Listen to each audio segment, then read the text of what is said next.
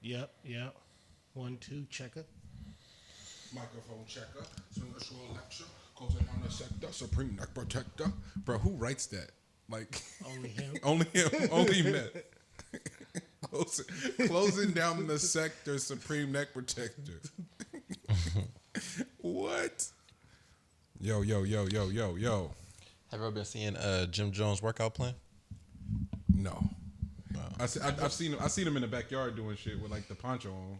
Is that what you talking about? Nah, this nigga, he did the Check. He set up in the crib. He showed you like how you could do a bench press, and then he just set up. He said you gotta get a certain stack of towels. And he's like, if you ain't got all the towels, then you can start putting together pillows and cases and shit like that.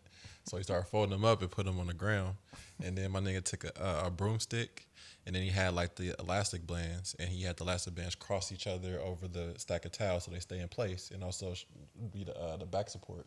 You lay on the back of that once you cross it, and then you attach the ends of the elastic bands to the ends of the broomstick. Real hood workout, bro. I'm like, my nigga, this is the most jailhouse workout you can have, bro.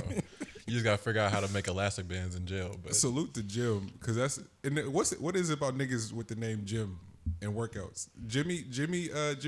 Coach Jimmy Mack on the Zoom workouts, bro.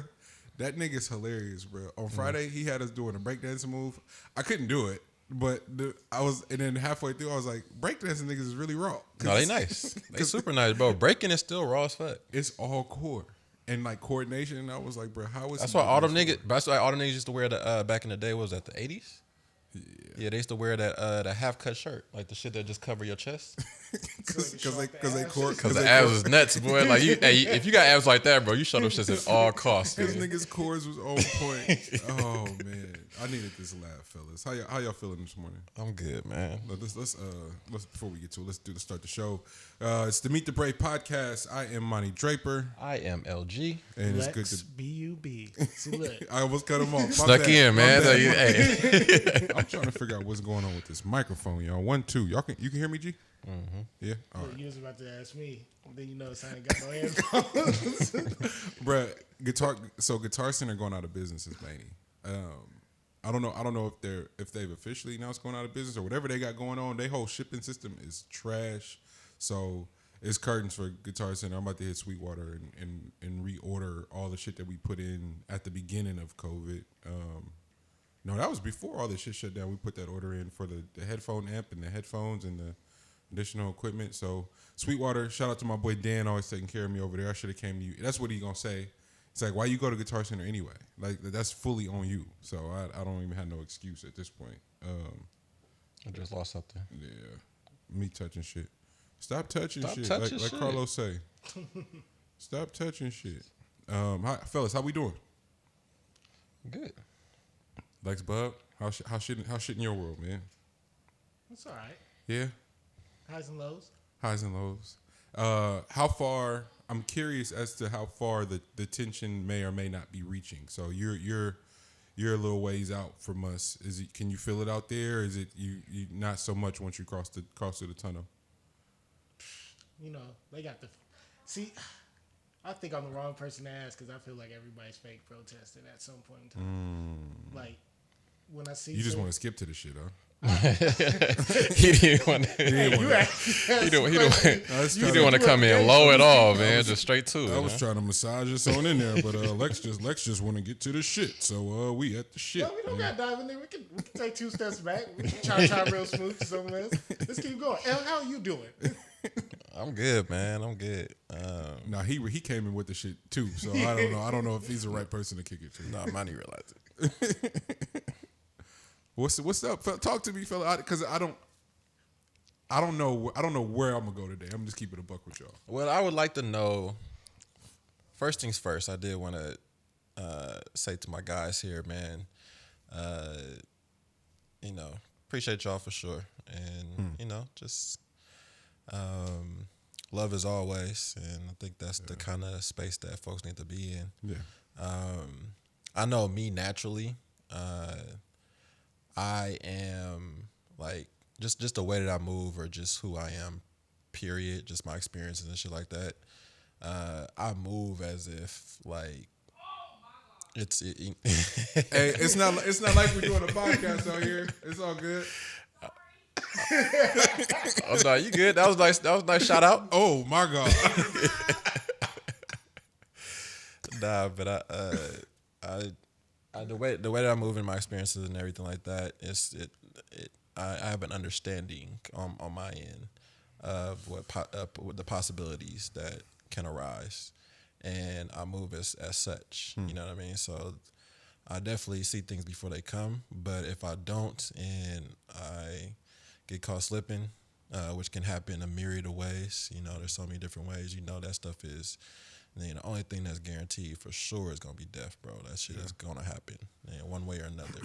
So, with that being the case, that's how I move and understand that I'm not so much afraid of that, man. Like I came to a recollection. The reason why I wasn't so in tune with everything that was going on was because something knocked me off my axis so early in the week that it threw me off all the way until.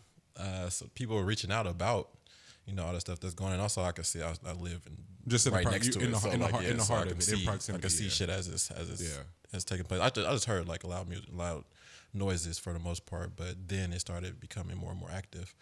But the thing that knocked me off my axis earlier in the week was me getting an understanding of some of the things that me personally I go through and how I see the world. Is through a prism that was hardened and created from something so long ago that it's kind of started a domino effect. It has become a domino effect for all of the other relationships that I've come across from that point on. So with me finding the actual phobia that it is, you know what I mean, and putting a name to it and also the action behind it, it threw me off because now I'm so enamored by that and getting to know that that I finally have a direction on some things that I'm planning in the background. It was just a bunch of moments and bits and pieces of things, but now all that stuff becomes one full project collection that makes a lot more sense. So with that coming to play at the exact same time as this thing, I kind of just didn't. I was in a bubble. Yeah. So I'll let you guys talk about that stuff, but that's kind of where I was coming from on my stuff. Yeah. Lex, what you got? Let's see. Cause you and forgive me if it feels like I'm prying, but y'all interact with people in a way that I don't daily, and so I've been able to the bubble you talk about, G. I've been able to sort of pick and choose my spots, and I'm not saying that that's a good thing. I'm not advocating for that or saying that it's better. I've just made a decision for myself because of how sensitive I am to imagery more than anything. Like and then for me, for my whole life, basically, I've been nominated to enter into acts. Not only, and I said this to one of my friends yesterday.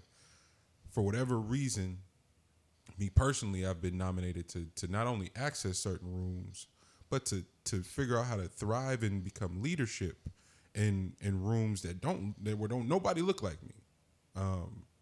And for anybody that's ever had to done that understands what that means for real, and so to try to put that in context over and over again is just something that I haven't quite found the words how to combat.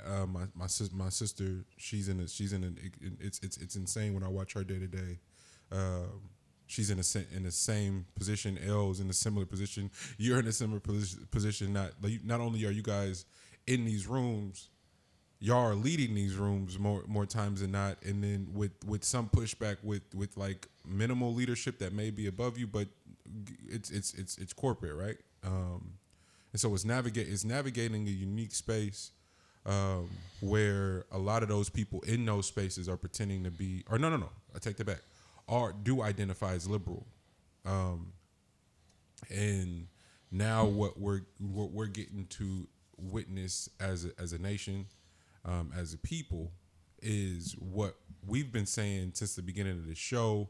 What I've known for most of my life, having been raised in and around people who identify as liberal, is that them motherfuckers do the most harm, do the most damage, undermine initiatives the most. And so that is my reason for asking both of you gentlemen, because of the corporate world, but because of how many of those people identify as liberal, present themselves as liberal, and still don't have any inclination or are incapable of unpacking how much damage their rhetoric, their stances, their silence,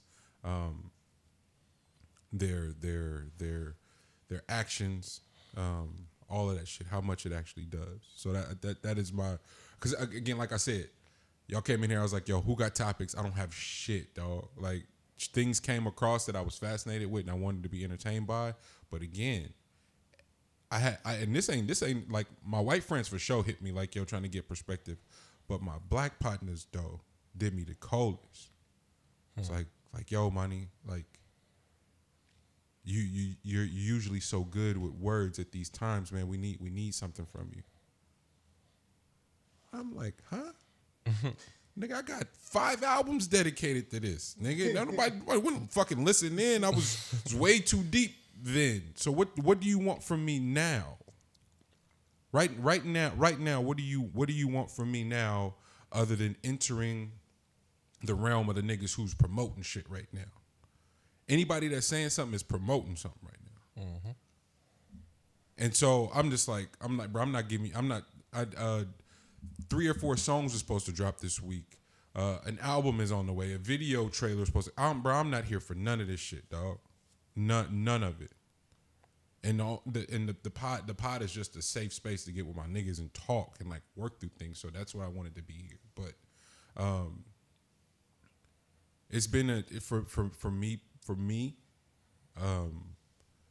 And I'm 100% here for anybody who has anything on just like, yo, that's selfish. We'll do like, nah. I see it for what I see it for. We do this show weekly. We have these discussions weekly.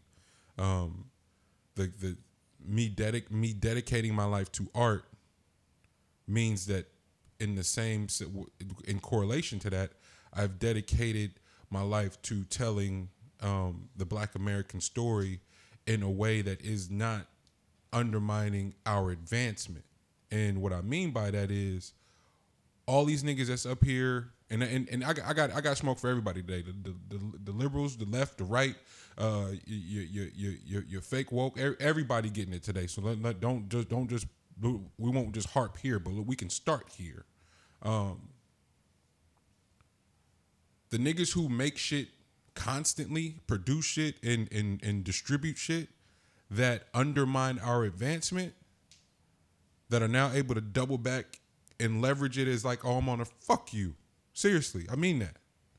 Like that shit is bothering me up there with everything else. It's disgusting because it's real. Mr. Floyd's mother, children, like everybody is dealing with, like, his immediate people are dealing with his pain. Gee, where I thought you were gonna go, and maybe this is, and cut me off this second if I'm overstepping, but auntie, your mom reaching out last night and going like, yo, here's a great topic for the pod, which she bodied it. Shout out auntie. This time period, this week is an impossible week for the family. But so I can't even imagine what it is for you moms, sissy, like trauma, pain, people working through shit for real.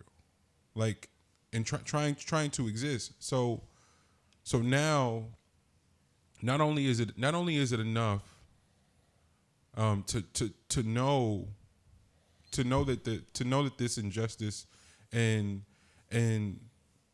this fucking this type of evil exists. Not only is enough to have that, to press niggas about not wanting to engage with the constant imagery of seeing black bodies, bro. I don't have no interest in seeing that time and time again. That nip, the fact that nip video is out and exists is painful, bruh. George Floyd, like watching him die, like it's crazy. And so everybody reposting and sharing that, thinking like, hey, I'm bringing awareness to it. No, go find me a video of somebody white being murdered, please. Anybody that's listening to the show, please go find me a video of somebody white being murdered and send it to me. Your kids don't have to see that. You don't have to have that discussion with your kids with the babies of your group. Grant, when my fifth or sixth grade teacher showed us Emmett Till, the story of Emmett Till, thinking that she was doing a great thing in terms of just like her liberal self bringing awareness and fighting the black. Bro, that shit, I had nightmares from. Ask my mom. I had nightmares for months behind that shit, and finally had to ask Gigi about it. Why does Gigi have pictures from the funeral that day in Chicago? Her grandmother was there. So whether you buy into it or not, that how that trauma gets passed down. So now when L get his license, we just going over, we completely out of the way of the shit. We knew better than to go fuck around with chicks who stayed in the East, who stayed in the rich, man. We all the way at motherfucking, we would drive anywhere not to be in the shit just to go matter, bro. just to stay out of the shit, just to think, because we thinking we ease in the minds of our mothers and our grandmothers. They would call us all night. My mom got insomnia to this. Brian lived with my mom in almost a fucking decade, and she still called me, where you at? Lady, I'm grown. That don't matter. She has a fear of her black son being murdered by several entities. All parts of the elements, man. Like, man, a target's on our back wherever we go, no matter what's going on. It ain't safe. So for us to move as though there's a target on our back at all times would mean that we would get no enjoyment out of this life. Man. But it's still necessary to know. It's not so much necessary to show that you have that's a thing. You know what I mean? Because I think for the most part, reacting in a certain type of way is like when somebody's like poking you, right? The means of it is for you to react the way that they want you to, right? So eventually they want you to then jump at them and show them the attention that they so desperately would like, you know what I mean? When in essence, what's scarier to people is to not know what you're thinking at all times. Like if I do something to you and you don't react the way that I thought that you would, now I'm afraid. Because how the fuck did you not do exactly what I envisioned in my mind for you to do? You know what I mean? And that part right there is where you start getting the mental edge. We need the mental edge. You know what I mean? Like, I get it. We are dying left and right. I get it. I understand. This is continuous. This is ongoing. I understand every last bit of it. Never ending story. It's a never ending story, bro. You know how many of us have died? You know what I mean?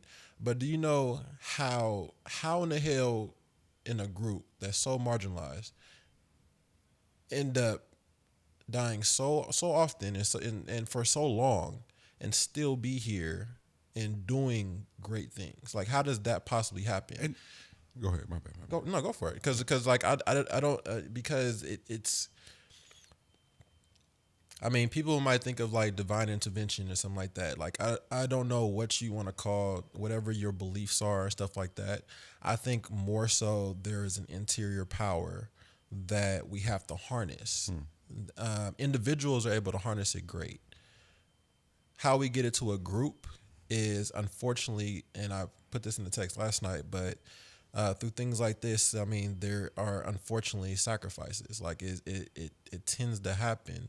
But if for some reason at the end of that, it pushes the people with that internal power to come together more, then by all means,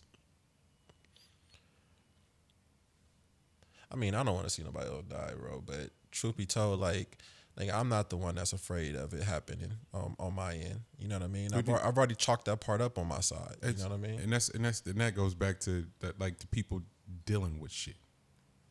Like, perhaps niggas thought we was making it up. Let's roll with that. That's the conversation me and my mom had, because my mom's 74, so she's older, so she done seen some shit, and she grew up in the South. Yeah. So she was asking me, she was like, so that's trauma on trauma. She was like, I don't understand why you guys always got to show the body to each other. And I was like, I guess some people say so that way people know. She was like, these motherfuckers know. She was like, these motherfuckers been killing people. Bruh, there was the newspapers in the South would send photographers to the lynchings and then print them in the newspaper. Straight like that. The news aired the fucking dogs in the water hoses in Birmingham. Like, there's video footage. I've seen that video footage countless times. The bombings in Philadelphia. Seen those images plenty of times. The bombings in Oklahoma on the original Black Wall Street. Fucking the Rodney King footage. Nigga, I was 2, and I have a vivid image of that because it's been shown throughout my entire life. So again, I ask the room and people listening, how come they're the only images of people being murdered in mass that we ever see? Or no, not even in mass, because mass would kind of generalize it in a way where it's not, all right, that was an anomaly. No, an individual, like one single person being murdered at one time by another person in uniform. Somebody got. Can we start there? Can we answer for that? You show me the footage of Nip being murdered. Fam is gonna go to trial, plead insanity, all this shit. That he looked pretty sane to me. Looked like he was. Looked like all his marbles was clicking. All right, cool. And it's like, oh, that's black. Fuck that. I'm talking about the image of a black life just being taken, period, at the hands of anyone. But especially now, you want to flip it on some real sick shit. Have it be in a person, be it a white person in uniform that's supposed to protect and serve with a knee on somebody's neck for 6 to 9 fucking minutes, bro.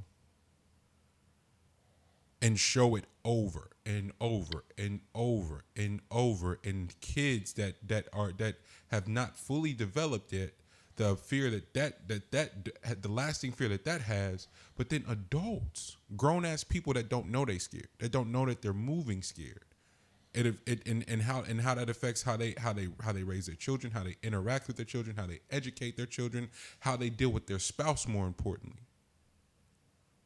The trauma works in so many different ways, and we try to, and everybody else can get a healthy diagnosis for it, or a diagnosis that protects them, both their person and their well-being, except for black people. The second we're diagnosed, it's like that are what we're funneled through educationally, what we're funneled through monetarily is poverty, which is more fucking trauma.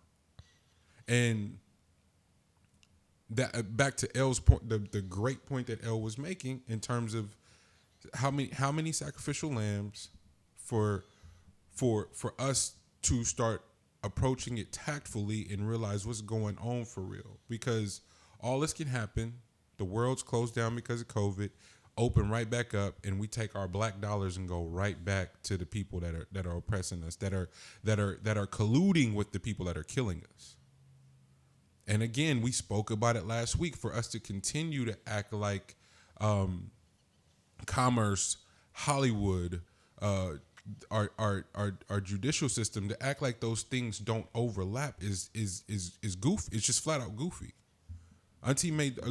Your mom made the greatest point last night, in terms of talking about what the rioting will do for insurance, for the insurance of the white building owners and the property value, and how that'll be finessed behind the scenes. Meanwhile, we're And who would receive and those? who's the reciprocant of the benefits of those things? It ain't us. Yeah, like who will receive it first? If the black-owned businesses will ever see that, If see a ever, dime, yeah. you know, because a lot of times with those insurance type of situations, they're looking at as far as the claims, you could if you don't know and if you don't have the means to then have the proper legal for that type of stuff, then they can find a loophole in that shit. Like they can look at it and be like, you know, come up with some shit on like how we can either postpone paying you or just eventually just not do it. Because we have I really believe when it comes to insurance, there's only a certain amount of dollars. Like people might think there's a shit ton, like a big, You were saying that last night, bro, a big ass bag that you can just get money out of for insurance, bro. Them motherfuckers have spent it, bro. Like nigga, it's the same thing with banks, my nigga. Like banks, nigga, if you have over 250,000 inside of your account, good luck trying to get $1 over your 250 on demand. On demand. Yeah, like you need to go get that cash. Good luck. Seen that shit time and time. Wait a minute, you the bank, nigga. My account on my app says it's 2.5 in there. What you mean my 2.5 ain't in there? No, that's not how that work, man. That's not how this works. Niggas will give you a questionnaire sheet on the reason why you need your bread.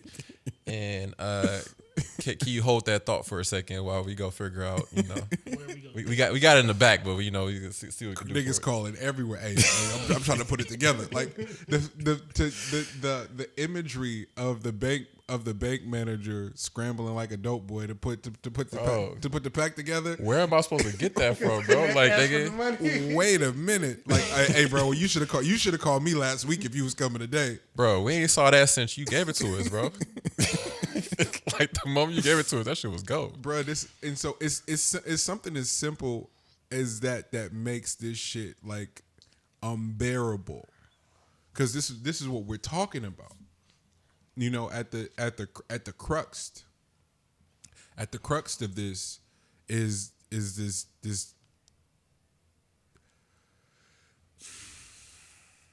at the core of all of this is our inability to liberate ourselves that has come from building this motherfucker for free. Like for free. Building this thing everybody loves so much, America Land of the Free, is one people that built this shit. Oh, the Asians built the railroad. Hey, we wouldn't even be talking about no railroads, nigga, if it wasn't for us. So fuck out of here. That's where I'm at with it. Truly.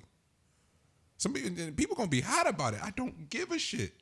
We gotta stop. We have to stop with the gray area, sitting on the fence because it's convenient. It's a bunch of you motherfuckers that are millionaires and billionaires in the name of Black American culture specifically. You're the biggest patrons of your businesses, from the beauty salon owners, from the convenience store owners, nigga, from the gas station owners, bruh. Holy fuck. Our black dollars is all through there. And we don't have nothing to show for it. Don't have a fucking thing to show for it. So guess what? We can't get done. A fucking thing. Can't get business loans. Education systems the school systems within our proximities are fucked. The park systems within our proximities are fucked. The streets are everything. We be getting like a Mercedes here and there though. Oh no. What's the Chappelle the skit where black people get reparations and they talk about the stocks that went through the roof? In other news, Cadillac stock is it's fucked up. It's so like fucked Cadillacs and Newports or something. Yeah. You know, and oh man, and it's how are we almost 15 years removed from the Chappelle show? It had Yeah, pretty much. Holy, because he was gone, what, 13? Dog, that's impressive. We're talking about 15 years of like, yo, let's laugh at this pain. But the Clayton Bigsby sketch, the reparation sketch, the racial draft sketch, the trading spouses, Black Bush is like how much of that shit forecast, and so it's back to my point of salute to the creatives, and that's who I want to advocate. That's because it's the sub genre of the community for me.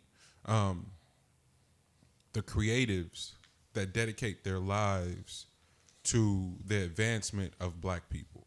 It's not easy because you gotta and when shit is quote unquote copacetic, everything is cool. You have to deal with the rhetoric of, oh, this shit too deep, man. Oh man, why you always gotta and then shit like this happens, and then everyone tries to react in real time and start making shit that helps it. No, nigga, it's every fucking day. Every day this is a fight. And that's all. I think that's the thing, though. Go ahead. I think that's where we're missing the boat at. Is that, are we forgetting that every day is a fight? I think because Monty just hit it on the head. Because I think if you're approaching every day as such, then it's less likely for you to be getting knocked off your axis with things. Like, I think it should probably move you more into a militant state, but not necessarily in the point of like having to like lose. I don't know, like to lose your lose your composure, I would say. Like I'm getting right now, like I understand, and I would never say this about anybody that's like having a feeling about protesting and stuff like that. Like, that's not the thing. Or even the families. Like I'm in a family that has to deal with shit like that. That has not received justice yet. So or 4 years and it's still zero justice whatsoever. So I'm in that crooks as well, and it wasn't even on the local scale. So that's how much irritation there is in that subject. But on my end, the way to combat a lot that I lost you. There we go. The way to combat a lot that took place or what continues to take place, and know how many people are affected, even if it's on the scale that it's on, is for maximum improvement on all cylinders. I think that like there has to be a driving force forward, because without it, it's a high possibility of extinction. That's kind of the stakes that you're playing at. You know what I mean? Like, don't nobody give a fuck about you as an individual. If you don't believe that, look left and right about how this shit is going on. You know what I mean? Like, your individual worries and troubles and all that shit like that. Yeah, you might get some ears. They might want to give their opinion. They might want to help in order to help themselves. But past that, people don't give, like, beyond the immediate that may act as if they have a care, but they also have to deal with their own shit. You have to find a middle ground for yourself, bro. Like, that's literally what it is, because beyond that of people not giving a fuck, you are fighting against extinction, bro. And you can try to believe that trying to have conversations or even coach or even plead with people, with groups of people that have zero clue about anything in your background, that aren't even thinking about wavering. Nothing that you can say can possibly make them waver. Zero. No, watching downtown news flash to everybody that was saluting the the defacement of downtown Oakland.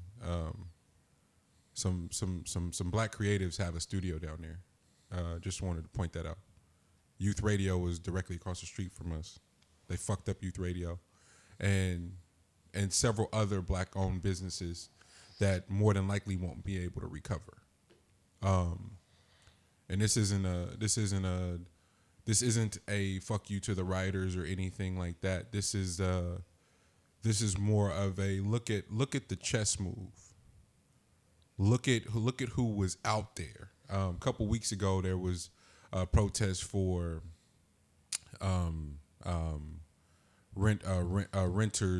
renter security for COVID, and I got to see who was leading that march. The faces, the non-black faces that were charged up in their Priuses with signs all over the cars. It's pretty cute. It was really cute.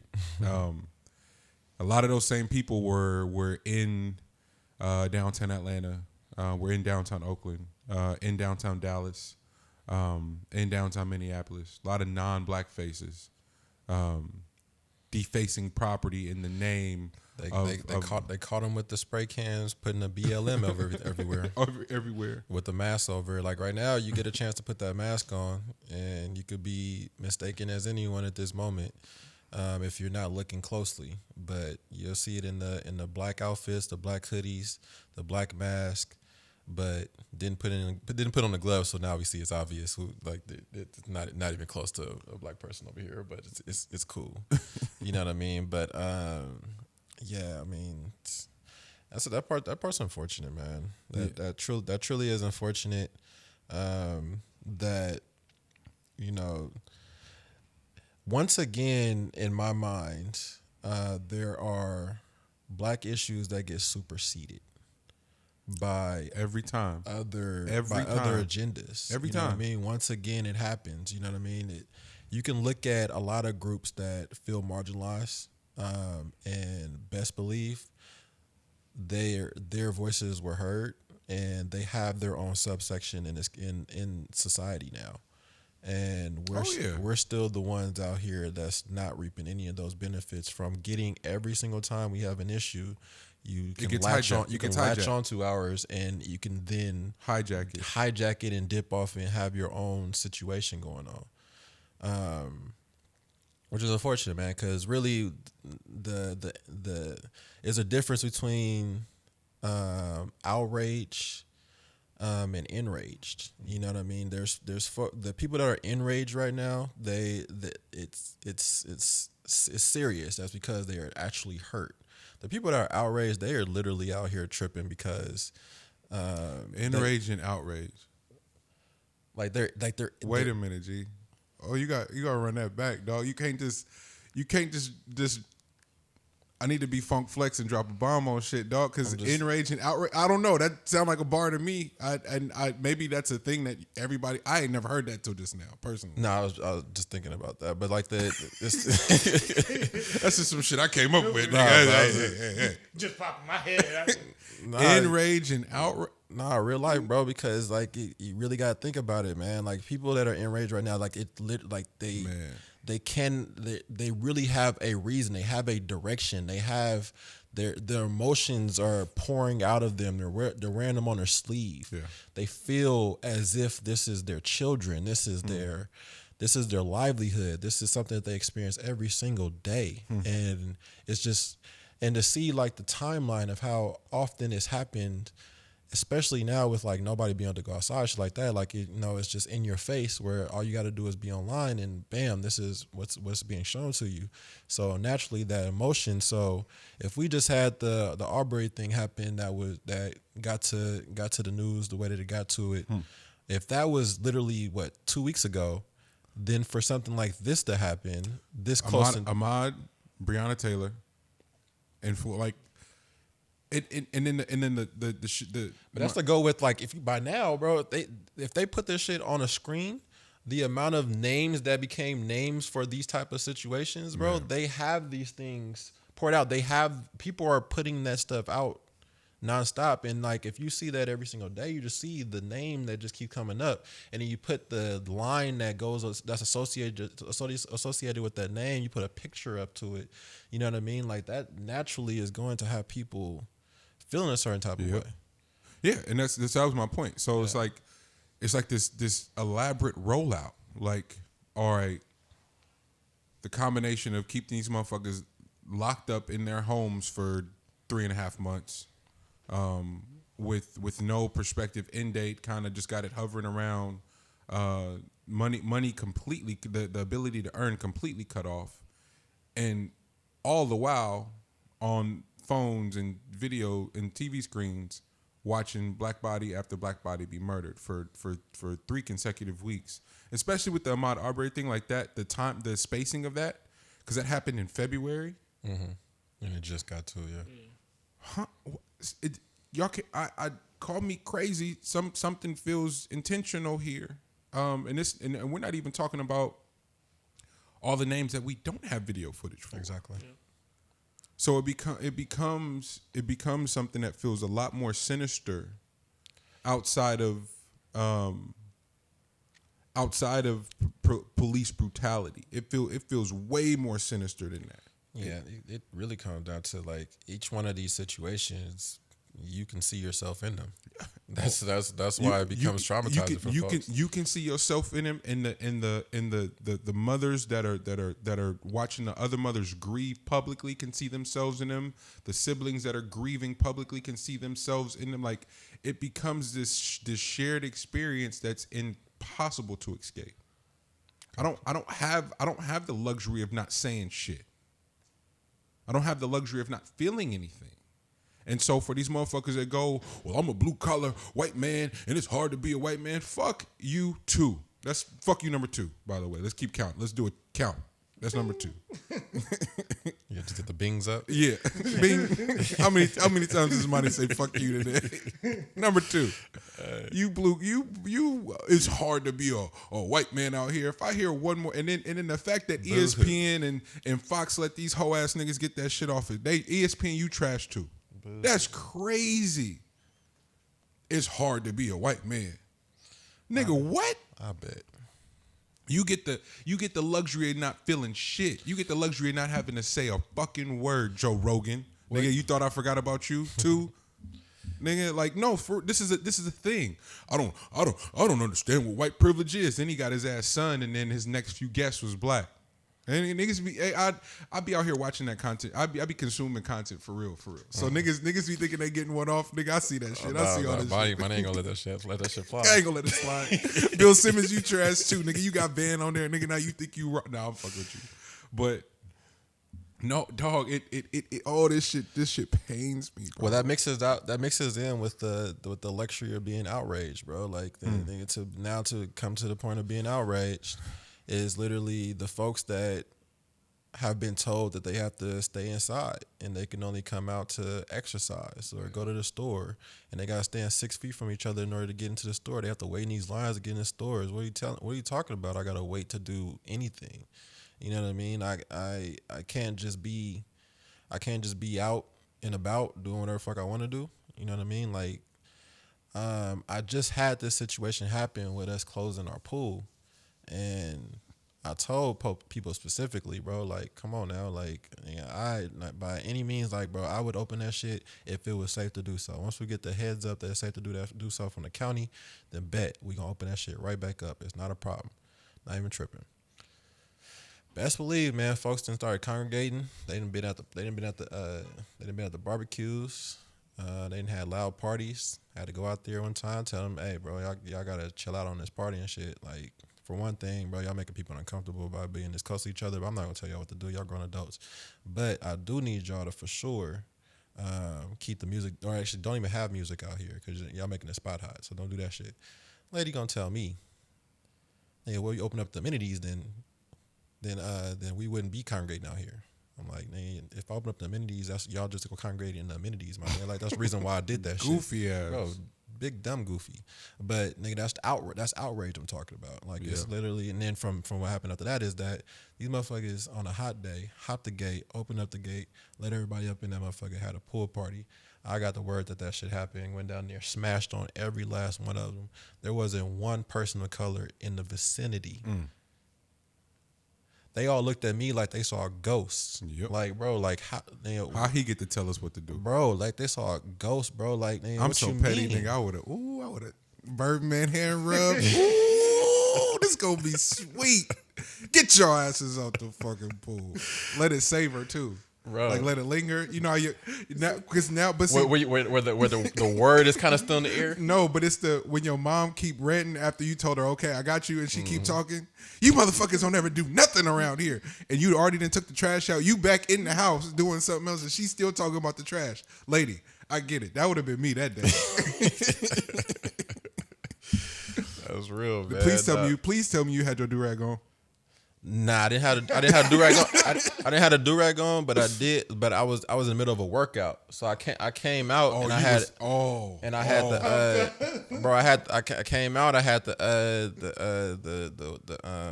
tank top on, shorts, The short shorts with too? the The short shorts and you the know mask? it, you know it. With the mask, with the ninja mask, bro. Oh. And I didn't take the mask off, bro. I just came out, bro, just livid eyes. You just hear a voice, but just eyes, bro. But it's only funny because most normal humans have to work into their assertiveness of telling people what to do. This nigga, when he was like 11, maybe younger, walked into some grown ass people's house, checked somebody about his little brother game, and took the game and walked out like nothing happened. And the grown motherfuckers in the house just sat there like, hey, what we gonna do? So he Good on 90th and Bancroft. yeah, man. so I don't know. It just he was primed for this. Him and Ariana, the only two people that's been telling grown motherfuckers what to do forever. Nigga, like what? Bro, so in the middle of me spazzing on them, right? Most of them are just dipping out. But the person that did hop the gate is looking at me like, bro, I just don't get it. Well, fuck COVID. And I'm like, bro, this COVID ain't got nothing to do with what I'm talking about right now, bro. I gave y'all direct information on what I wanted around here, and y'all making it hot now. So now I'm gonna be acting a whole different type of person now. You know what I mean? Like you got the nice before that. Now it's a whole nother energy. So you gotta get the fuck out. Blah blah blah. Bro's like, nah, but that's the thing though, cause like we can't, COVID is keeping us from going outside, and we can't, we gotta wear these masks. Most people can't work and all this stuff like that. I'm like, bro. My name, like you still talking, you in the area that I told you to get out of. My name, like all this shit that you talking ain't got nothing to do with what I'm saying right now, bro. Like get out. You can have this conversation outside these gates, but in the meantime, you got to get up out of here. He argued with me for a while, but I told that story because his energy is the exact same outrage I'm talking about that's out there that started doing the looting. Yep. Now I got a theory on looting in general anyway on who actually starts looting. Facts. It's definitely not protesters. It latches on to the protest for people to be able to do shit like that. Let's stop calling this looting. It's not protesting. It's some motherfuckers out there protesting and marching in peace. Shout out to Cole and them niggas in North Carolina that's doing it. The people that organized it here, Jaylen Brown in Atlanta. Like there's been peaceful protests that have marched that have not just defaced any property. So my bad, G. I just wanted to point. Oh no, real life. And then also, do y'all think? Just look over our community. When you look at anyone in our community, do you think we're the ones that's gonna run up in a Target initially? Hey. Bro, once it start, It's like, oh, but niggas ain't gonna be the first one. bro, ain't nobody about to be the first one, bro. Who got the balls just to do that shit, bro? With cameras involved, bro. Niggas, And we love Target too, by the way. that part too, bro. we gonna wait at least like we sure it's good. We we don't want no Target shut down, bro. We love Niggas Target. need to get up in there. We love Target so much. Target know we love them, and they made a whole Black History Month section. I've never seen that shit ever before. I was like, wait a minute, Target, what y'all on? You know what I'm saying? Like they know how we fuck with Target. They got them. Them Poppy Rest gift card, cards for people. Niggas was not the first one to run at Target. However, Nah, but man, literally, man, that's literally what it is, bro. It's just people that are outraged over their like their feeling of being locked in and without a timetable on when they can get out. So it's just messing up their enjoyment. The luxuries of being in a first world country and fucking the amount of enjoyment that you can be, it's getting warmer outside. I should be able to sunbathe. I have the right to sunbathe and get my You tan. feel me?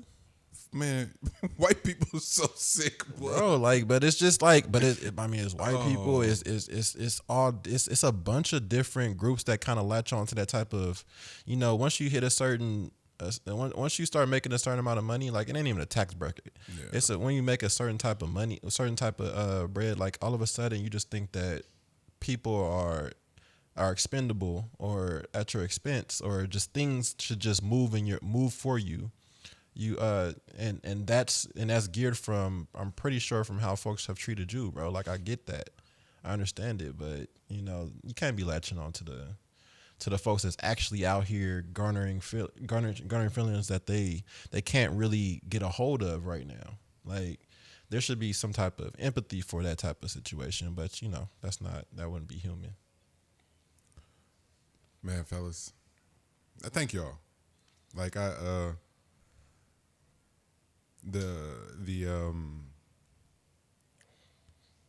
true frustration, the true anger, watching Steven Jackson publicly grieve his friend and be moved to tears, like was hard. Was really really hard. So, and not hard and personally. I'm thinking about, like, if he feels that way, what does Mr. Floyd's children feel like? What does his mother is passed away, but his sisters and siblings and shit, and our shared trauma and how we deal, how we cope, how we suppress, how we continue to just inch ahead. It's like the war scene where the army crawl is like, it's painful. That's the visual equivalent of what our evolution as black people has felt like, where you got the weight of the world on you and you're still able to just keep going. Bro, you said it. You remember? Have you ever watched the movie Lone Soldier? Wasn't it called Lone Soldier with dude that made Entourage? That made it? Yeah. Like the executive producer for Outrage. Oh, Mark Wahlberg. Mark Wahlberg. I believe it's Mark Wahlberg's in it. But it was like 4 like specially trained ops or whatever, and operatives, and then they like went to some place and shit went bad quickly, and now it's just the 4 of them against a whole country. I do remember that. Bro, they just falling down this mountain, bro, and like Yeah. getting fucked up, Yeah. and they just was it Lone Soldier? I know exactly what you're talking about. I just don't remember the name of the movie. I know. called something like that, bro. But that shit was My favorite line from it is me and Morgan's line, "Move or die" is what they keep saying in the movie, and it's move or bro, fuck. That's why, Okay, bro. okay. That shit was sick, bro. Like Move or that's where die. my mind went, man. Yeah, move or die. Damn. No, and that's what. And so my what I go to is like Lone Survivor. Lone Survivor. Survivor. That's what it is. what I keep going to, y'all, is like, there's no way, there's absolutely no way we aren't the chosen people. And it's the one thing I refuse to engage with others on, because time and time again, people who It's not interpreted correctly. it's not interpreted correctly, G. But the even sicker part is that the people who have tried to challenge my thinking on that since I was again, I'm talking young, infiltrating white spaces where immediately, nigga, like, and y'all know me, y'all know my energy is not alpha energy, and so to be that, niggas is giving you that is crazy. It's a whole, because it's niggas that come in there own that. Like, I've never been that person. I just kind of show up and then immediately it's like, yo, him.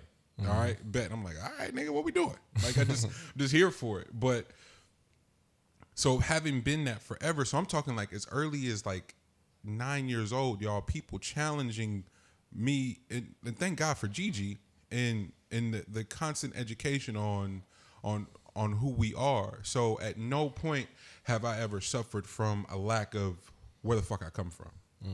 Thank God for that. Because it could be madness out here considering the spaces that I've had to exist in. From elementary school, high school was cool. College is a whole different beast, and then post college was a fucking nightmare, my nigga. Like for real, in terms of like what whiteness can do on a corporate level. Yikes. So thank God for having some semblance of where I come from, because without that, there's no telling what it would be. But imagine while in those spaces, having people attempt to challenge what this is. I'm like, I'm not about to do this with you, fam. You atheist, be atheist. Bet if you don't, it's like, oh, the black, the slavery to get over. All right, bet if that you rock like that, I can't do that with you because I'm talking what I know, and you still here speculating. It's why I don't talk basketball with people. Oh man, such and such got to be great because it's dog. When we work out with Lou Richie, I don't care how tired you are. Guess what Lou's making you do? More. And while you shooting your mid range, you shooting 20 around the horn, 20 in 6 spots. You got to keep the number, and in the second you done, he want to know your percentage. Not how many you made. No. What did you just shoot? Oh damn, Lou, I think I shot like 40. All right, nigga, I need it to be 60 next time you go around. Now you tired from that mid range, step back and shoot threes, and then I'm gonna know. I need to know your percentage at the end of that. So I'm not watching basketball the way the rest of you niggas is watching basketball, man. Bro. I know what it is to be efficient on the floor. You looking at it optically, you whooped already. Bro, then you scrimmage. Nigga, you're a natural raw stick. then you go scrimmage, and you better get to them spaces where your percentage was the highest at too, though. Like I don't give a fuck where you was open at. Where was your percentage? Your percentage was the highest from the elbow, nigga. Get to the elbow and shoot the high percentage shot. I'm not watching basketball the way you niggas is watching basketball. Stop talking to me. I'm not debating with you. I know we ain't never seen nothing like LeBron, bro. He's shooting 60% from the fucking field. Crazy. So you can debate. That's not even an offensive player. Like not even a scorer. not even a scorer, and y'all still want to debate. Stop talking to me. Y'all don't know basketball. Skip Bayless can't tell me shit about hoop. Jalen Rose damn near about to get his shit revoked too. He on the way. And this nigga played forever. He about to Jalen got big hate. Jalen's hate is different, but that's another thing. I fuck with Jalen. Can't get it Salute out. to Jalen. Don't fuck with you, but nigga, you damn near trash now too, bro. I ain't gonna hold you. But although the reason Jalen won me back though, because he gave it to everybody. I thought you were gonna say because of Molly, but go ahead. Let's be respectful. Right, that's his wife. That's his wife. Let's be respectful. No, his segment breaking down police brutality in America and how entities like an ESPN and a Fox and all these other people can kind of dance around it and be the core benefactors of black culture and act as if it ain't a thing. You know, it was really important for Jalen's rhetoric and his commentary in and around that. And I'm truly grateful for that. Like, because while everybody getting the smoke, the people who are in those spaces and have a lot to lose, because regardless of how you feel, that consistent Disney check is a real bag. So for him to leverage that and to put that on the line and know that that's a real thing, they suspended Stephen A. for less. Bill Simmons, they got him the fuck out of there for less. Jamel Hill, like they'll get you out of here for standing up for something. So Jalen, my brother, thank you. We still want to stay on that? I just went in on Jalen and was like, my brother, thank you. That was weird. He know what I mean. He ain't, if he hears the show. Nah, brothers fight. Do we what? No, G. To staying with your outrage, and asking, is it a social thing or is it a humanity thing? Like, did we get there? Did we break? Did you speak on that? No, not really. Just because we're here. It's lit outside today. It ain't never lit like this on a Sunday, y'all. I apologize for all the noise. Like you think it's a fucking zoo outside right now. Oh yeah. So my question on that one was just more so.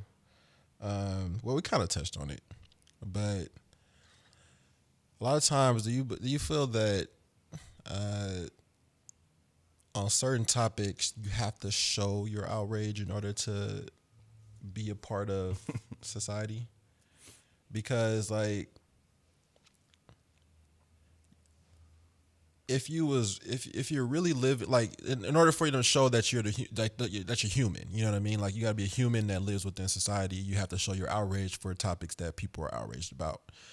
If you aren't showing the outrage, then all of a sudden you are like outcasts, and now that energy can find you Yeah. when you didn't even proclaim to be for or against it. It wasn't the case of like, I mean, like, of course, if you have, if it's a civil issue like this, then yes, I'm angry. You know what I mean? But I'm not outraged. Yeah. You know what I mean? Like that's not where I went with it. But then again, I've also found myself being a lot more calculated about things. So my calculations won't allow me to reach that level of outrage because I'm going to be missing something. Yeah. You know what I mean? That's just how my mind works. Like if I was to get as angry, like I've only been that angry fucking twice. You know what I mean? And it happened at the exact same time. You know what I mean? That's the only time that I lost my train of thoughts. Yeah. You know what I mean? But when that happened and it almost took me, I realized that, oh shit, I need to get even more calculated. Like I need to figure out a way to understand this shit a lot better. Obviously, I'm missing something. Obviously, I'm missing something. Bro, obviously. And it's funny that that's where you took that is because based back to our emotion in business conversation is what, like, literally, bro, one of my first label meetings, like, I think LMA had just been out. Like, no, LMA wasn't out yet. We had just gotten the masters back. And so Freak and I took a couple meetings and we're playing it. And I'll never forget that feeling, like being on the verge of tears in a room full of people like that, bro. It really is some like demasculating shit, emasculating shit. Excuse me. Mm-hmm. I was so angry because that record meant so much to me. My grandmother, who had recently passed, came to me in a vivid ass dream. We had a dialogue, and I based my entire first record off of a conversation with her. And by all acclaim, like people that listen to it was like, yo, this shit hard. And then you get to the business of it, and then like, yo, well, how we like asking real simple questions like, how do we market it?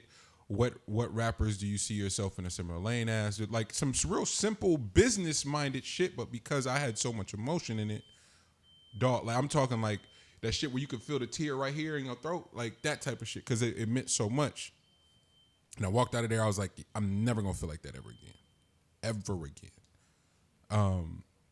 And I know people disagree with that sentiment of emotion, but there's something to it where there could still be advancement. There could be navigating the space and getting exactly what you want without having your connection to something be compromised.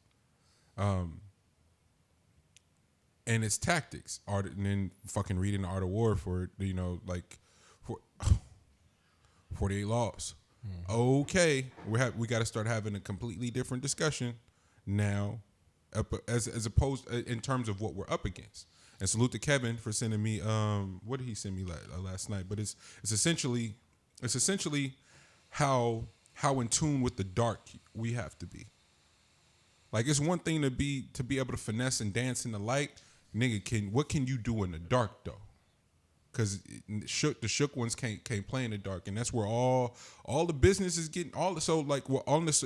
We think the images of the looting and the protests and the riots and the murders. We think that's where the business is being done. No sir, it's something way more sinister happening underground. So if that's what we're seeing, you can best believe the things that are happening on the student loan forgiveness bill was vetoed this weekend. Nobody talk about that at all. You know how many people I know that have gotten the deepest sigh of relief behind that bill when their student loans were forgiven? So it's just like, okay, all right. This is what's happening up front.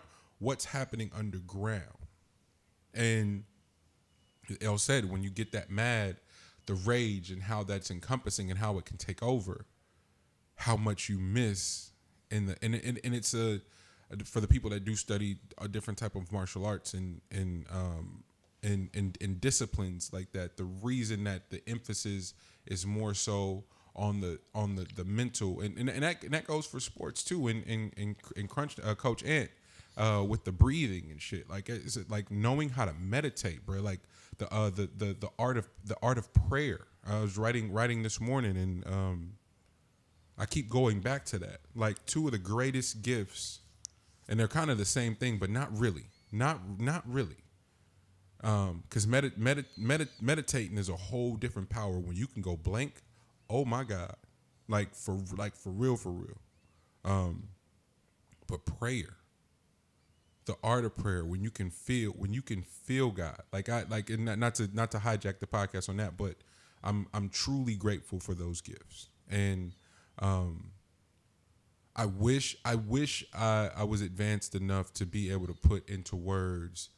Meditation I can kind of explain, but the art of prayer, I don't know if I've acquired the words yet to help explain a novice as to what that feels like. Yeah, man. That was to the to your point, G. Of the outrage, of having to show your outrage as a means to be in on the discussion, or be a part of society. Just to be seen as human. Just to be seen. Cause I mean, we all are, you know what I mean? Like the idea behind someone being a monster is when people can't read or feel that you can feel. You know what I mean? That type of stuff makes people on edge about certain things, and like there are like certain triggers that there's a belief that you should for sure show feeling on, like show me that you care on this topic. And showing somebody that you care is not always going to be uniform. You know what I mean? That's not a uniform act. I don't think it should be considered that way. Yeah. But unfortunately it is in society terms. And I mean, I hope that we find a way to evolve at least to that next step. At least the people that think that that's the only way that you can show that you care about something, that they can evolve. But if that's not the case, then, you know, at least find some level of understanding and acceptance for different ways that people, you know, should take in some of this stuff. Absolutely. Or even like show or even like process things. You know what I mean? Like, I think it's so many different ways, and every single one is so unique that to try to put it all underneath one umbrella is how a lot of these things get lost, is because now it just becomes a very loud noise that has a lot of thunder and lightning. Yeah. That's really what it ends up being. It gets so lost because it's just loud, you know what I mean? And it's not so much it's not so much directed, you know what I mean? It's just like But after you do that, you know what I mean, you feel, you know, what's that? Like, I need you to now be able to articulate that next feeling. I think we get lost in that. I think we get lost in just being loud. No, articulate that next feeling. Where'd you go after that? You know what I mean? I want that part. That's the part I'm already at. So I need you to get past that loud part and then now articulate what you're feeling. That part is the important part.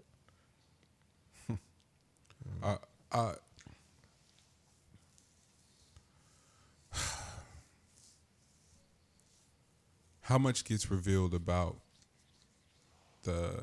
us as a community in times of adversity, in times of being faced with just anything? The value right or wrong, that we place on celebrity. Big time. Ay, ay, ay.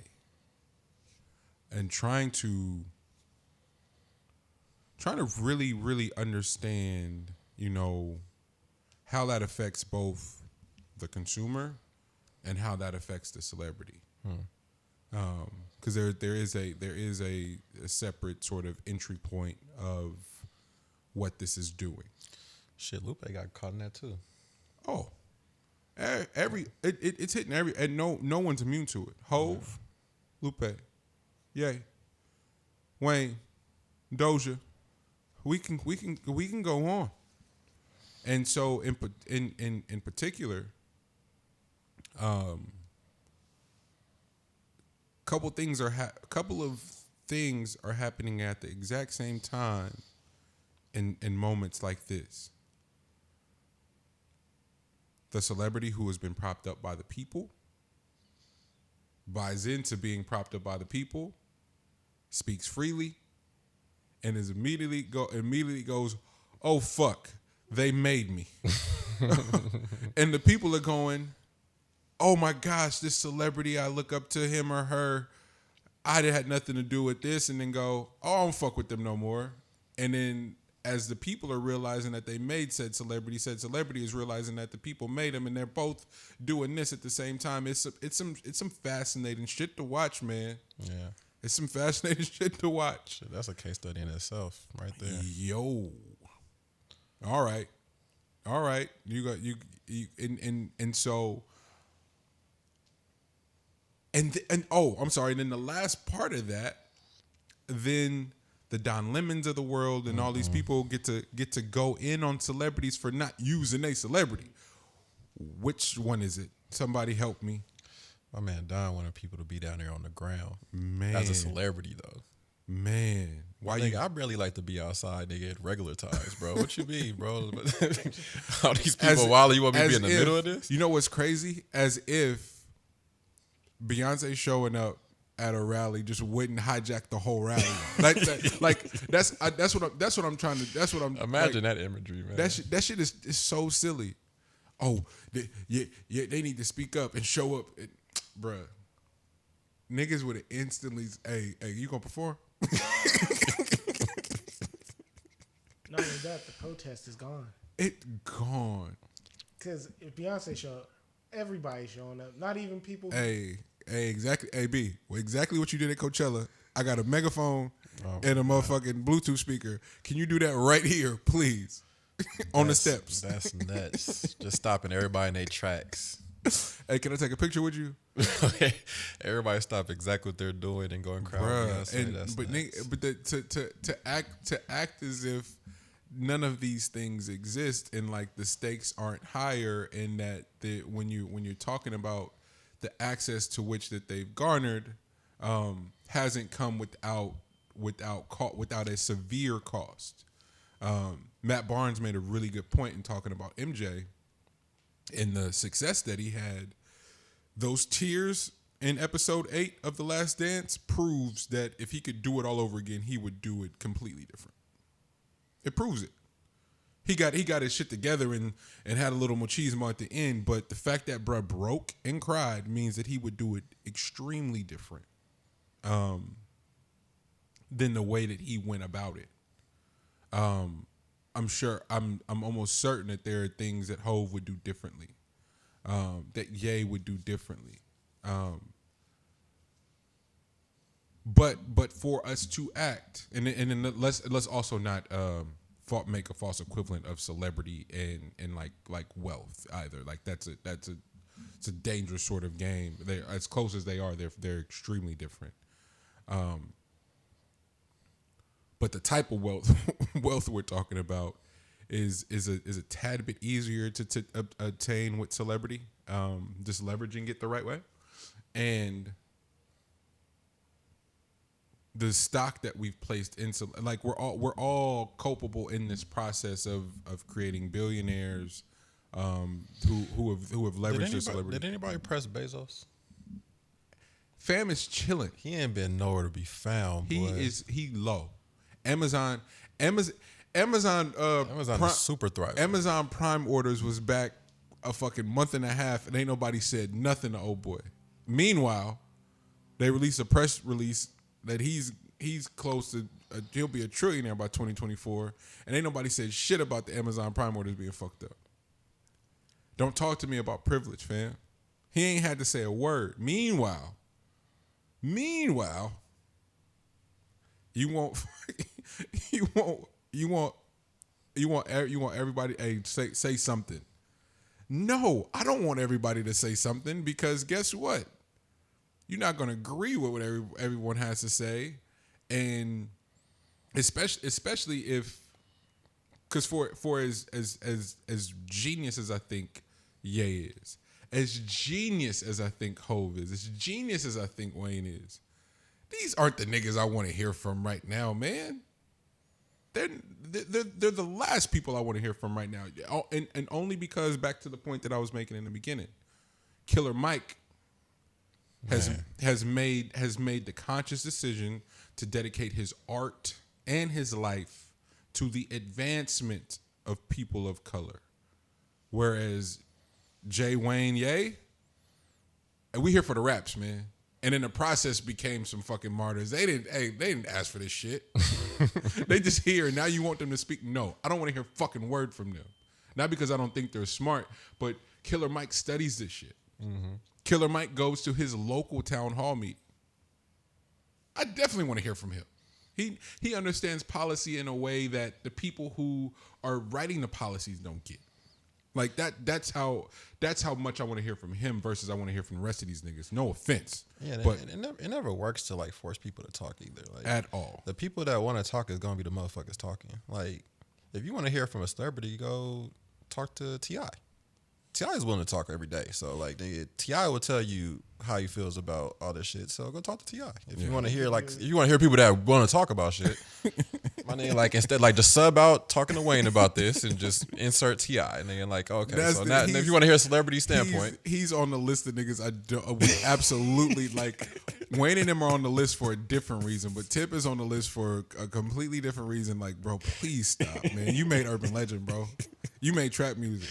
Please don't say he is nothing willing else. to give his take, okay? Oh man. And give you a new word out of the dictionary. At the same watching his stepdaughter do the impression of him is the funniest shit. So I wanted to talk about that too because it's like my favorite part is either when the cats or their family is in on the narrative that exists about them. Like that's to me that's the funniest shit.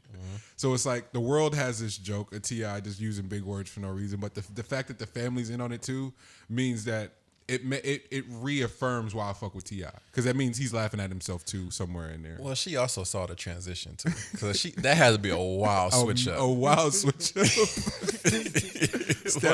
Like we kind of know it, but like she for sure was there for She it. lived it. Yeah, that's amazing.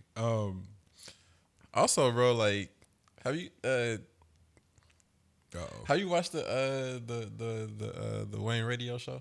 Oh, that's my favorite thing right now. Bro. Because of the interviews that he gets. Yeah, but like, isn't it comedy though? Like, do you think Wayne writes those words down on that sheet of paper?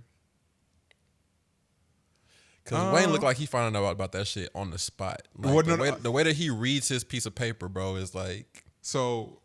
Like he has great conversations when he gets to the conversation part, but initially when he's setting this shit up, he's like. So what's funny is that up until his Griselda interview, I was under the impression that he was writing those questions. And I think that's Mac and them, bro. He kept fumbling over the Griselda. but Wayne, this is how talented Wayne is. Yeah. Though. He fumbled so much over the Griselda shit, he had to read it twice.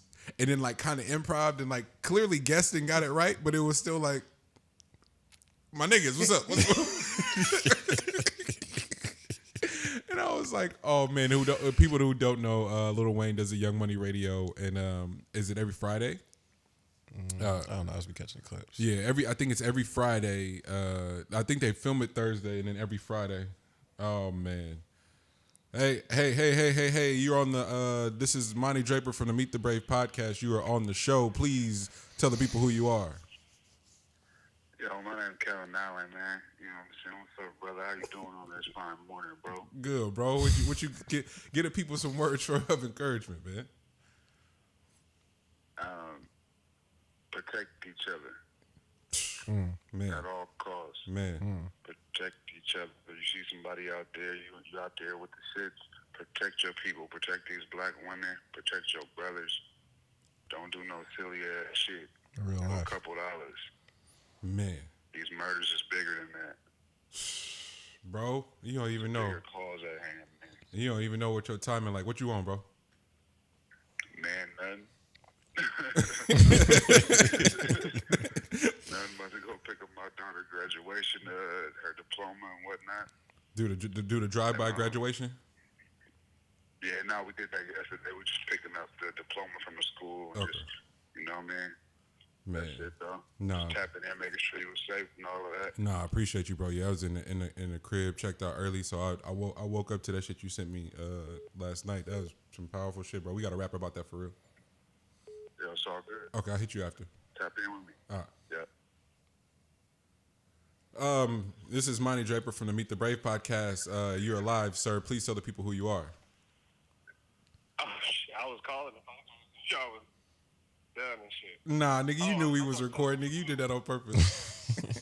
No, I didn't. I thought that y'all had like a later start because Larry didn't answer my phone last night. So I figured that like that nigga must have been doing something he wasn't supposed to be doing. Therefore, y'all was looking at a late start. Hey, I am never doing stuff that I'm not supposed to be doing, man. Some of that banana stuff is still left. No, that shit go. I was calling to use y'all if I'm being completely honest. It's go. We hit you after, cut. Okay, it's all good. Oh man, that was funny. Yeah, but the Young Money Radio every Friday, and because it's Wayne, he gets some really awesome interviews. But this Friday in particular, after Wayne was drugged, I think that was like Wednesday for his comments in regards to George Floyd and fuck. Now we got to defend. Now I got to attempt to defend Wayne. The unfortunate part is Wayne wouldn't ask me to defend him. He wouldn't. But I do feel obligated to when someone is offering a worldview, and nobody wants to hear that shit right now because emotions are high, rightfully so. But it's a worldview nonetheless. And the only reason I'm prefacing it that way is because he had Dr. Dre on, and I'm not sure if Dr. Dre or his people got wind of the Wayne shit, but the tension in their interview at points was strange. It was really, really strange, and not in a bad way. Just Dre is quote unquote Corporate.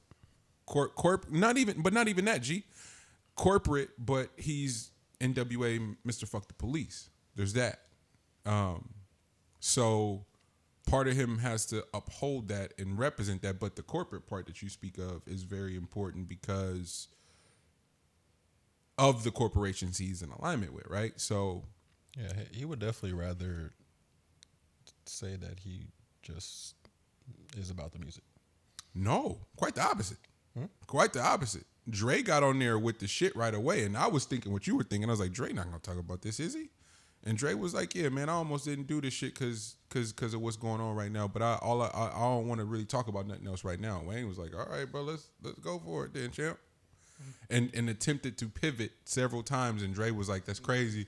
That's crazy. You got to pivot like that, dog. And I'm like, why are you pressing Wayne like that, man? That shit is crazy. You know, it was in but I felt where the both of them were coming from in sort of their mechanisms, and then most importantly though than all of that is how easy it is for the tension or attention to shift from it's instead of it being Cap versus NFL, it's Cap versus Jay-Z now. Like Jay-Z is an owner of one of them teams. How did that happen so fast to where the NFL is like completely removed from the NFL over here? Like, hey, y'all got it, Bro, if I gotta say one more time that they are not interesting, My nigga, like it's only gonna be on the people of color because of the interest level. Like that's just where it comes down to. Say that. Like you can literally just be, the craziest thing is that to be white is like to have like a certain level of anonymity that's crazy. Like you can walk somewhere and somebody won't even see you. But to be black, bro, you always have an eye on you. It don't matter who it's coming from. You just gotta know that where you're standing at, somebody's looking at you. Like you can't just exist, bro. Like that's just not a thing. You know what I mean? So when it comes down to like how people get pressed and shit like that, that's just an energy that they know that they're gonna get something from. I think it's just like Wayne. Like Wayne doesn't really trip like that. Nigga, like that nigga doesn't. He's in a bubble. So like that, it is what it is. But like, I'm more so thinking like, okay, if you gonna press Wayne, my nigga, I need you to press every last one of your white corporate niggas. In my book, every last one of them motherfuckers, because I just watched your ass. We just watched that shit last week. I just watched the fucking interview where nigga you just fucking copped to every fucking thing that was on the screen. Like you let IV handle all the crazy questions, and then nigga you was quiet. You know what I mean? You pushed it off to that nigga. We fully just watched it, and that's why my thinking was that. It's like I usually stay away from. Didn't he? Isn't that how he answered that question? Yeah, he said, I'm just about the making the content. But even still though, that furthers the rhetoric of us pitting them two against each other. Where's the smoke? Joe Biden in an interview just confirmed everything the quote unquote conspiracy niggas been thinking. Okay. Clearly, we got a whole different. Like it's so much bigger than some celebrity speaking up. Then, if this is what one of the people running for president, if this is the type of time one of the people running for president is on, outside lit today. This is funny. But if this is the type of time that one of the people running for president is on, fam, don't show me what no celebrity said. I'm sorry. Even though there's a celebrity in office, again, it says a lot about our affinity for fucking celebrity as a people. He was in the middle of a battle about freedom of speech, which is funny as fuck. Like, he got mad because folks was fact checking him. He's like, bro, you have the freedom to tell lies, bro, but not consider them lies, my nigga. Like, bro, what are you talking about? All right, so we're gonna put sanctions on them niggas. Every last one of y'all that try to fact check me, bro, he putting sanctions on your shit. And he mean it too. Like he literally has his administration looking in like what can they do with Twitter, bro? What can we find? Like they had to do some dirt at some point, man. And like, hey, bro, grab that shit. We're gonna hold that over their head. They gonna take these labels off of my quotes, bro. Before we get to election, let's go. Yeah. Hey, man. Turned the Denzel off of Training Day. Bro. He was just on Twitter. I'm putting cases on all you bitches. Man, every last one of y'all, man. And who else want it? who else wants some? It's out here top of your chest? So it's funny. It's funny how like revisionist history in general works.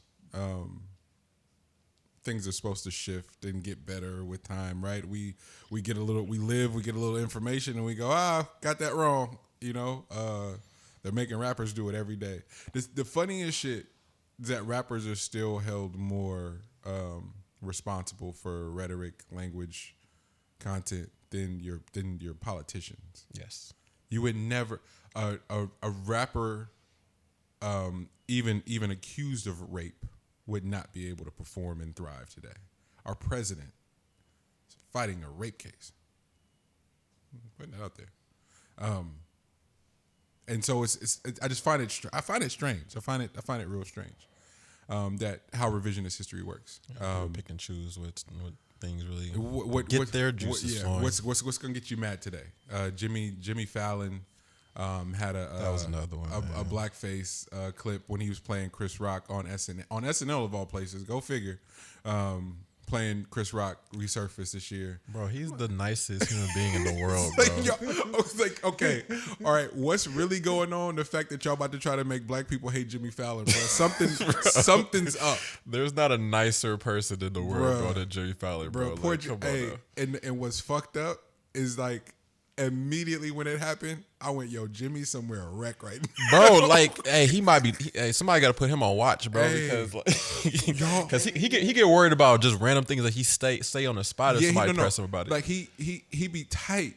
Bro. So I'm like, yo, can somebody please let us know that Jimmy Fallon's okay? Like, and then I thought about like, I'm trying to like imagine how like Quest and Black Thought handled it, but I want to imagine that they feel like us is like, bruh, y'all got the wrong one. Like, this Bro. is not the person to pick on. Like, come on, fam. But in that, again, this is the revisionist history.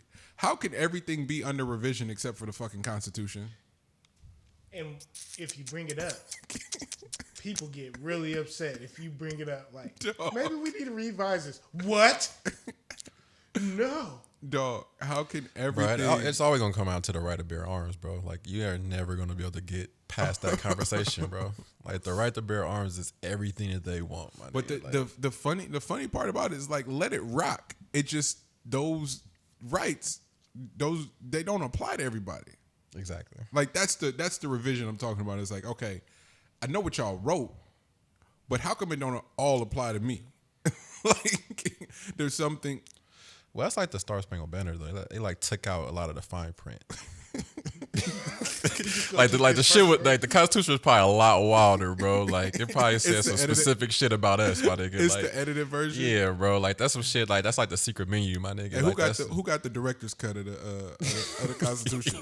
we need to see what the real was, the real manuscript. I need Bro, to see how they that. how they was giving up about I us need back to see then, the bro. unedited version. Man. This world, this how. But this is how you know this shit is a simulation, and you got to just laugh from keeping from crying, because the amount of contradictory things that are said on a daily, from how people live to versus what they decide to be woke and protest for, what they decide to be outraged for, what they decide to laugh at. It's like, all you motherfuckers are crazy. So leave me alone. Just leave me alone, bro. Because watch, come. I know the weekend was lit for everybody that got their shit off looting and shit. Guess where they going back on Monday? To their cubicle. Huh? You just fucked the city up and you going right back to your cubicle or to your apartment to work from home? Bet. You got this one, champ. Because at that point, I don't know what to say to nobody. If you that outraged, my nigga, don't go to work. If you they about to do a Donald Sterling doc, I don't want to hear shit Chris Paul and them got to say. Oh man, we didn't know what the NBA was gonna do. Fuck that. Y'all shouldn't have played. It's as simple as that. NCAA niggas is that mad about the money shit. Don't play. That's how much power we possess. But motherfuckers want to go loot. Fuck out of my face, bro. I'm sorry. We got so much power, and the way we can exert it may cause you to be uncomfortable. May cause you to not have. And this is not black people I'm talking about. So the white allies. Yeah, we can cover our face up and go spray paint BLM on the building, but that other shit that may actually help y'all acquire some of the things you're talking about, we can't really afford to do that. What one is it? Which one is it, dog?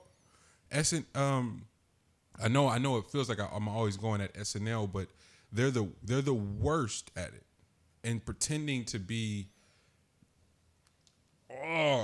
When Dave Chappelle was on there after the election was like the perfect depiction of what SNL is, where all of them were distraught about Trump being elected, but y'all were the ones that helped that nigga get elected. Engagement moves the meter. America loves celebrity. Y'all propped up and gave him things to be engaged on, so guess by proxy, his celebrity went through the roof. Guess who's gonna win that fucking race? Even if he didn't win the popular vote. Oh, we're gonna start talking about this thing called the Electoral College. Had y'all heard of that before? That I just want to. Maybe I'm stupid, but I had never heard of that shit before ever.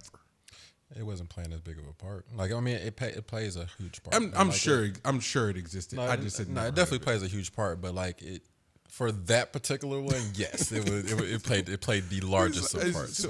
But it's like, yeah, it's just, hey guys, y'all know we can move the goalposts. I've always known that, so I'm never surprised when the goalposts get moved. But I guess who I feel bad for? The motherfuckers who didn't know that the goalposts get moved all the time. My mom made it clear to me when I started going to predominantly white school.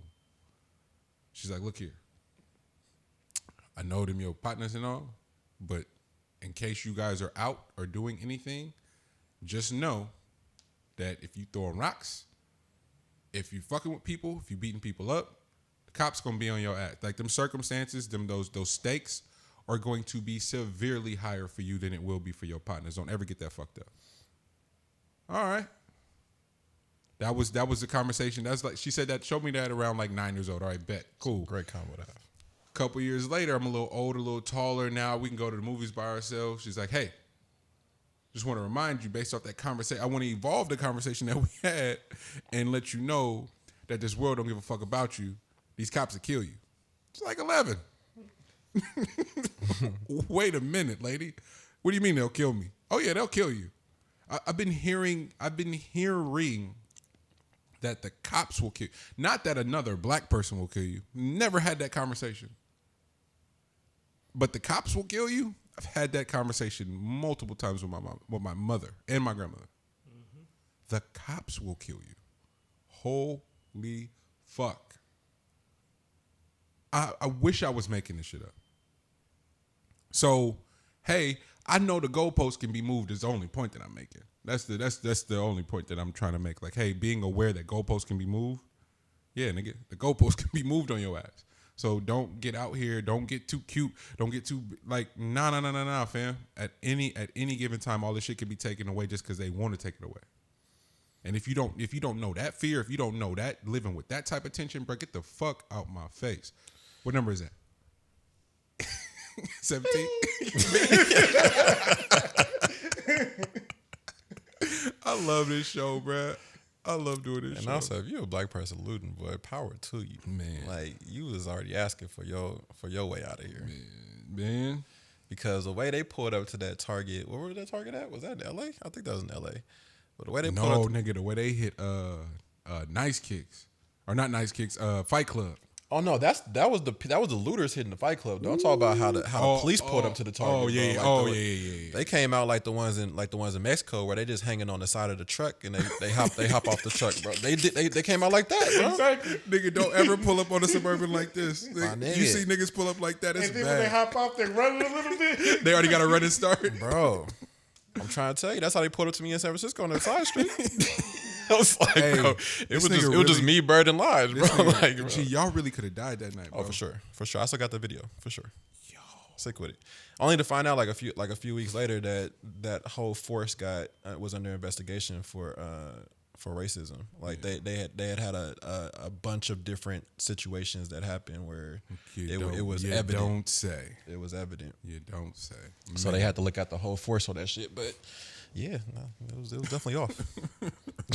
It was definitely off. Oh my gosh. But yeah, no, I came here to Superman Kate, my girl Doja Cat. Get up off her back, bro. Free Doja. Hey, get up off her back. Now the cool part about it though is that like a lot of these times for people that get outraged about this type of stuff is not the people that purchase or provide anything for the pockets of the person that they're outraged about. So like for the Doja Cats of the world, everybody that got angry about what Doja was doing in her free time, I understand. Also, we gotta stop tripping off of like certain things are like you can't come back from. I understand. What are those things? I'm curious because I want to know what's unforgivable for y'all. Because I'm gonna reveal something. Rape is number one. Oh, I didn't even. I hadn't even had that a part of the equation. That's what I mean. Because like rape is number one. You can never come back from rape. Yeah. Now, when it comes to like murder and stuff like that, it's kind of dependent on the situation. You know what I mean? But rape is still like number one on my list, bro. Facts. Like that's a hard blown nigga. You can't rape and like and molestation, like that type of shit. Like doing shit with kids and shit like that. Those two things right there. So now y'all ruining the joke because I totally didn't have. I kind of jumped the gun on that one. Yeah, I should let that one. Yeah, nothing's forgiven. My bad. Fuck it, nigga. It's like Nothing's forgiven. nothing. I'm not forgiving shit now. I don't even want to talk about it. You got it.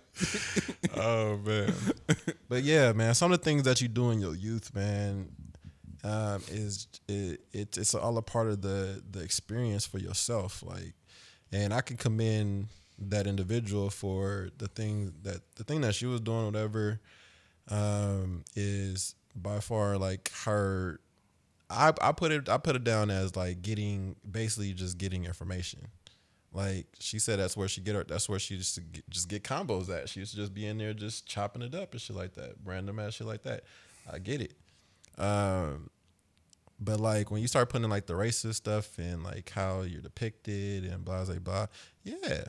I mean, people make mistakes or whatever, but the same people that are tripping off of that are not even close to people that be listening, bro. Like motherfuckers ain't no part of that journey, but they got all these things to say.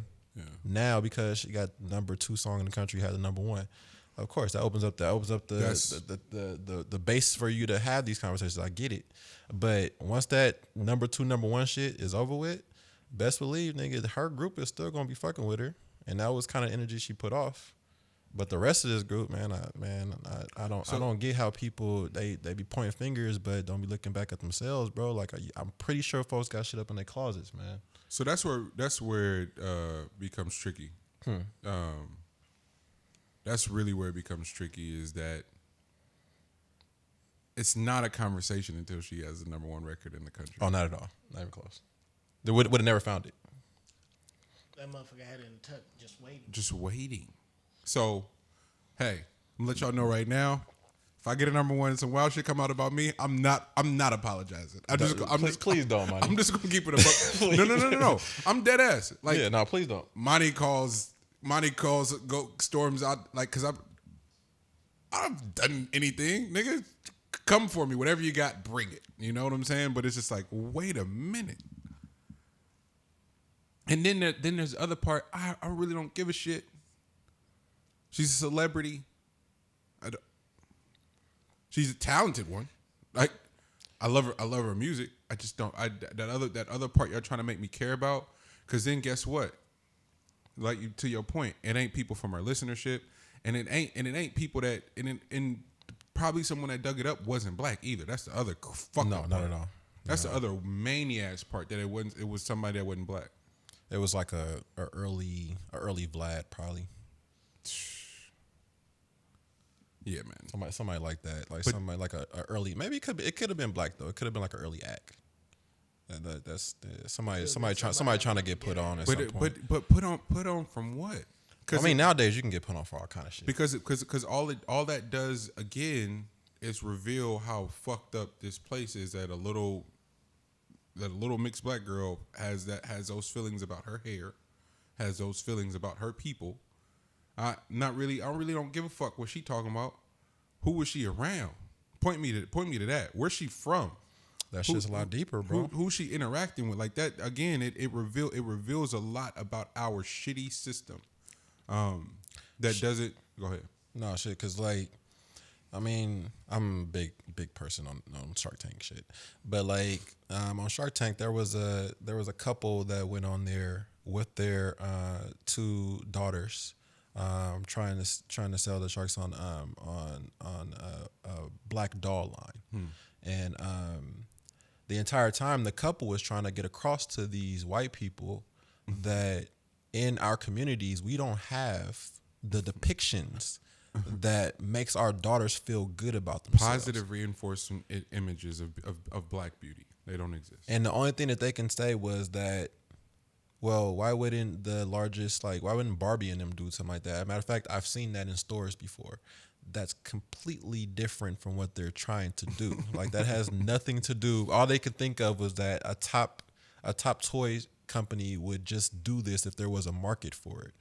When in actuality, bro, like, you're looking across at the market, bro. Like, there's literally little girls, and like how this situation is or whatever, depending on who they're around, depending on what they see constantly, is what they're going to start to feel is what beauty's like, or what what society likes and stuff like that, and it has long-term effects. But without breaking it down like that, of course you can just go ahead and go hard at somebody about something that they have no recollection of, like where they know that it came. They don't know where, they probably just don't know where it came from. Yeah. It's just deeply embedded. Yeah. Which is fucked up, because I would think that if you guys were being humane, there would be a level of empathy. Nah, and that's where we get in trouble at G, is we just be thinking about it way too fucking like as a fully developed emotion. I know, and they just as opposed to just the first stage. It's like, nah, she trash for that, but great people say trash shit all the fucking time, all the time. And it's a celebrity, and no one gave a fuck a week ago prior to her having the #1 record, and it's way bigger shit out here. I just don't care. It's as simple as that. It's not even about the trash people say. No, I genuinely just don't care. I need people to have the same energy, the same dedication, the same sort of diligence to the advancement of us versus having this much energy and this much attention to detail and this much discipline to tear somebody down. Where the fuck is that? Where the fuck is M10 is at when we're trying to push further and push past this system that's got its knee literally and figuratively on our necks? And truthfully, you take that in stride, nigga, that's just another level of love, so it's good. Because they gonna get over that shit in a week, bro. And then there's that part. I think we're already over that by the time this podcast drops. Yeah, I thought it was hella funny that whomever wrote her apology posted said apology, and then she went live she right up and had a whole different type of energy. I was like, fuck with it. She like the apology was out, and she was like, yeah, I just gotta let people know that I ain't apologizing for shit. Bro, I pick people correctly, bro, that I really fuck with, man. Yeah. Like, and they just got a certain characteristic, man. Like, they're gonna be consistent as fuck. Yeah. It is what it is. But yeah, that was my Superman cape, man. She didn't need it, but she didn't need it. That was my Superman cape. Doja. Just cause don't come from Doja, bro. Yeah. Go, but see that be my that's how I know people are trash though. Cause there's so many people you can go after. Oh yeah. So many you can go after. And this is who you choose. Come on, bro. Come on. We got to do way better than this to get that one over. Bro, they try to drop that Justin Bieber shit once a year, my nigga, and that shit never gains traction. It never sticks. and that's oh man, we could talk about that all. It's like, stop pandering.